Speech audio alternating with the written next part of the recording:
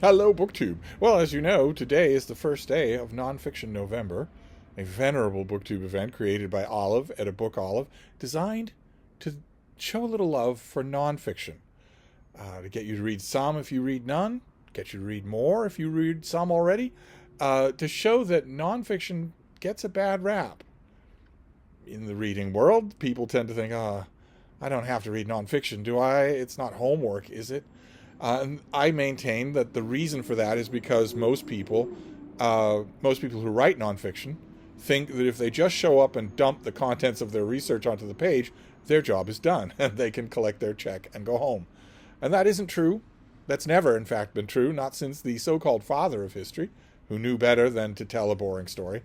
But I thought that I might propose an exercise, a fun exercise for Nonfiction November, for the month of Nonfiction November, since November also used to be, from time out of mind, the month of NaNoWriMo, National Novel Writing Month, when everyone would stop what they were doing and write the first draft of a novel.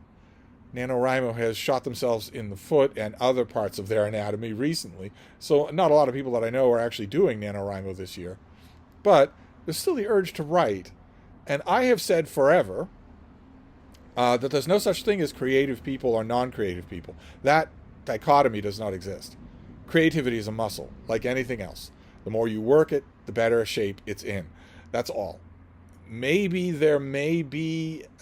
some people are better wired to make intuitive jumps on what the possibilities of the fiction that they're writing is, but plenty of best-selling fiction in the world is a stranger to such intuitive jumps and still manages to garner a huge audience.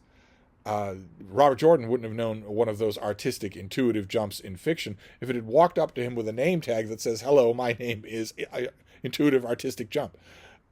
He still managed to sell hundreds of millions of copies of his books, and people genuinely enjoy them. So aside from that, those jumps here and there, the bulk of creativity is just a matter of practice. It's just a matter of working those muscles. And I always say that about fiction. And I sometimes get skeptical looks from people who think, oh, no, I appreciate the optimism, but I think there are creative people and non-creative people. It's absolutely not true. I know that it's not true. But if I get skeptical looks about that, you can just imagine the kinds of looks I get when I tell people that that also applies to nonfiction. Oh my God, nobody wants to believe that. In addition, with nonfiction, with the writing of nonfiction, in addition to this weird idea that there's a dichotomy between people who squirt out of the womb creative and people who squirt out of it uncreative, with nonfiction there's even more ideological gatekeeping. Because with the writing of nonfiction, it's often the reflexive attitude of a lot of people that in addition to the talent for writing, you also need schooling. You don't. You don't need that. No, you don't need that. What you need is a firm grasp on critical thinking and the ability to do dogged amounts of spade work. That's all. This weird academia-favored idea that has gripped the world for the last 150 years, that you need to have a degree in history to write history, is nonsense. That's just nonsense. It's just gatekeeping. So, for this month, for Nonfiction November, since we don't have NaNoWriMo, what if we were to write nonfiction? What if you were to try your hand, not just at reading nonfiction, but at writing it? Nothing will underscore for you more vividly not only how hard a job it is, how rewarding a job it is, but also the strengths and weaknesses of the nonfiction that you're reading than if you try to write it yourself. And again, when I mention this, the first thing that's going to come to a lot of your minds is, well, I can't write it myself. I don't have a degree. I haven't been trained. I don't know foreign languages, or I haven't been to foreign countries or anything like that.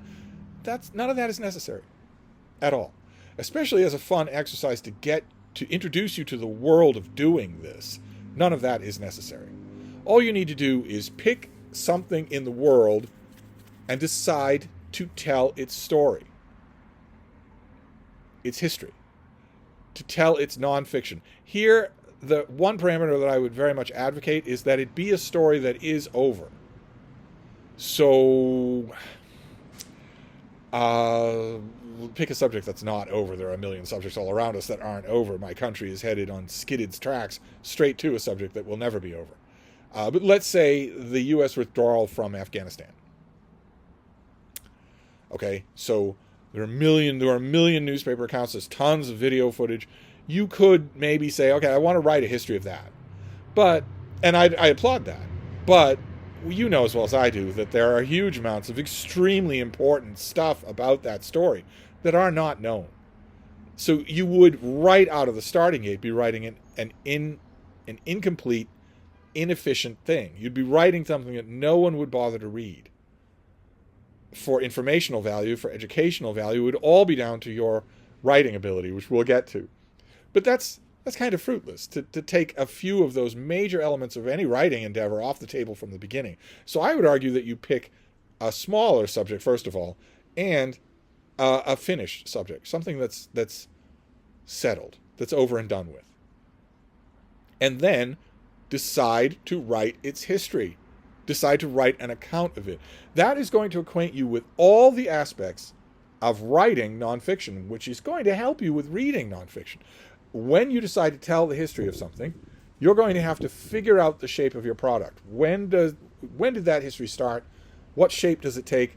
What's the stopping point for my story? Then you're going to have to dig into how you tell that story. You're going to have to build it with materials.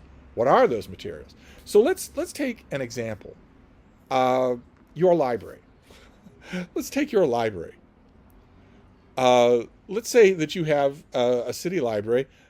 Maybe to make things a little easier, maybe it's not a Carnegie library. So maybe your town had a Carnegie library and it's now a civic center and they built a new library so it could be bigger and less efficient and less beautiful. Let's say you have a library building that has been updated in the last 50 years, 70 years, something like that.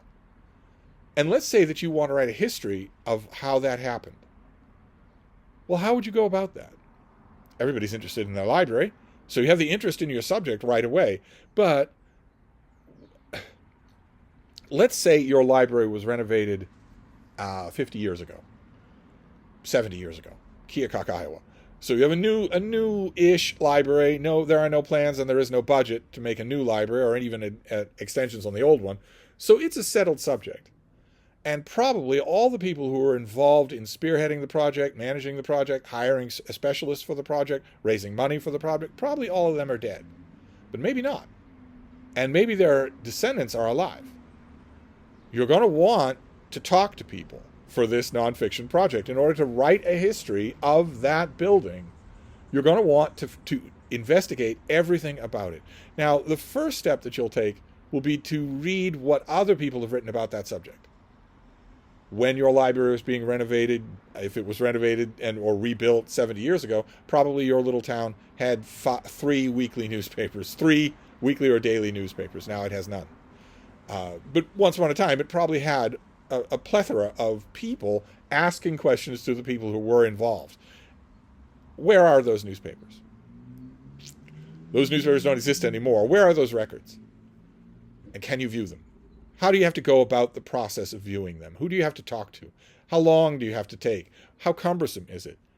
The records that you want to consult probably can't be taken out of whatever storage facility they're in, so you have to take notes, which is going to put you right next to every researcher of any work of nonfiction you've ever read who's ever had to do that, where you have to be really careful that your transcription of those notes is not false, or you'll have an error right there in the worm of the bud.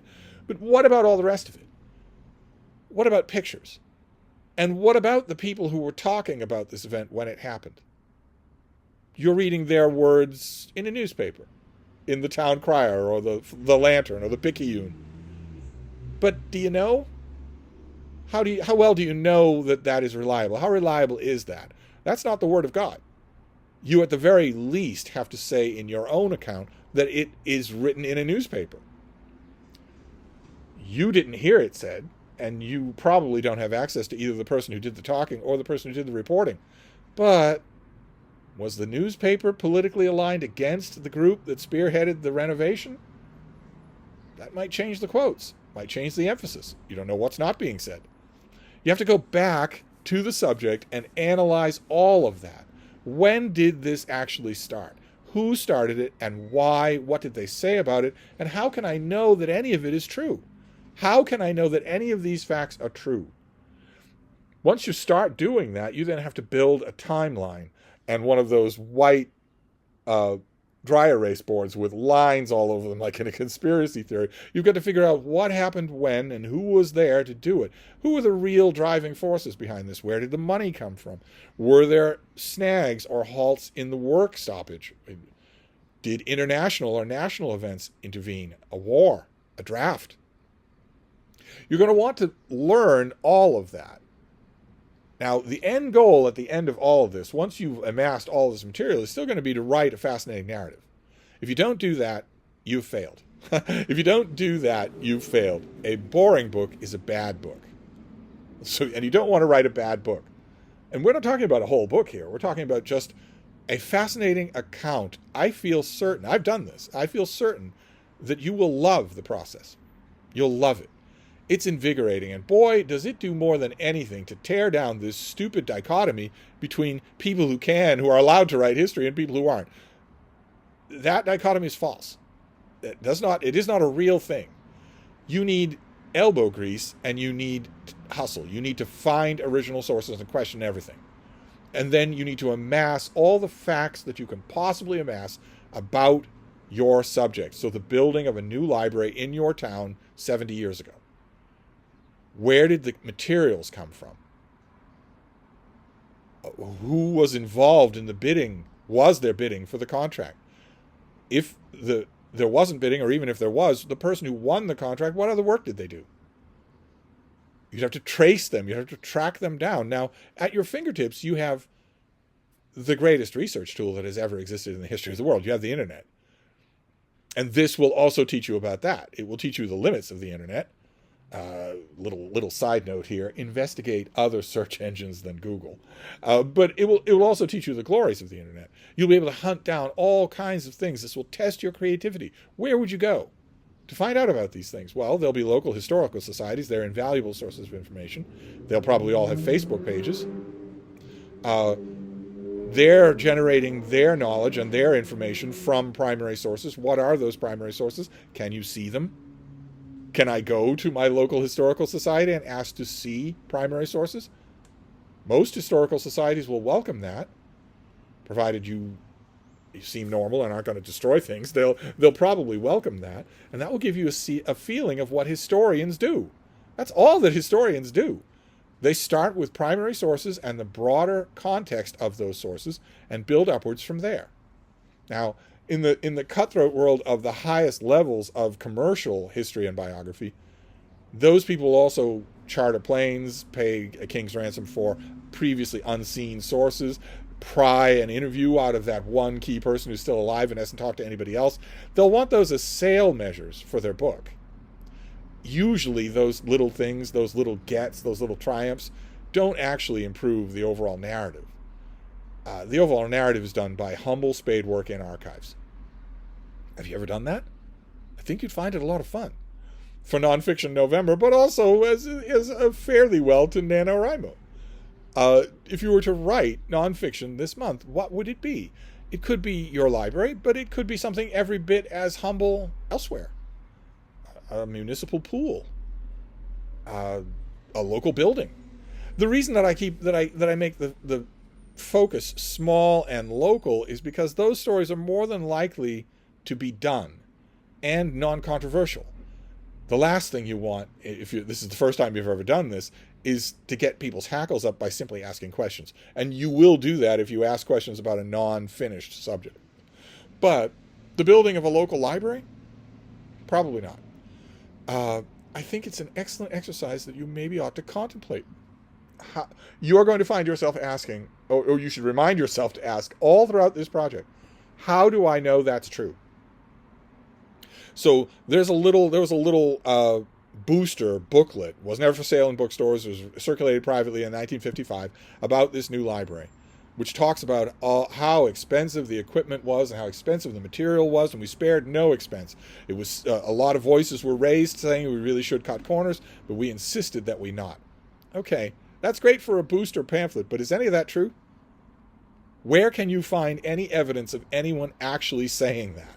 That's what you'll need. And if you can't find any evidence of that, you have to believe that it didn't happen, but you can still talk about the pamphlet in terms of what people were saying happened. All those elements of generating, of writing your own nonfiction, suddenly become so real when you try to do it yourself.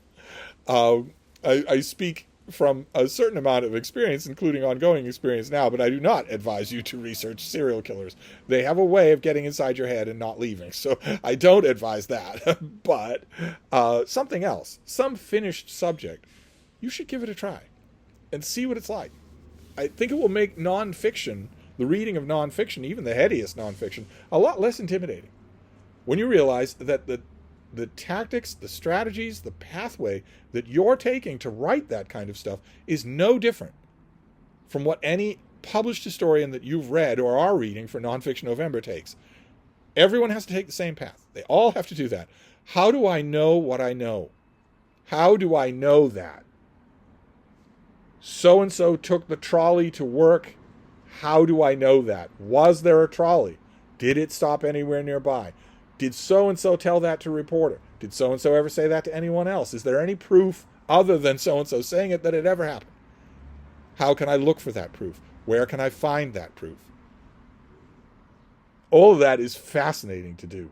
I'm a little trapped in the darker side of it with serial killers, but you don't have to do that. You should try it. It's my Nonfiction November video for today, is that you should try to write your own instead of thinking that it's off limits to you. But anyway, I'm going to wrap this up, whatever this video was, and I'll be back. Thank you, BookTube.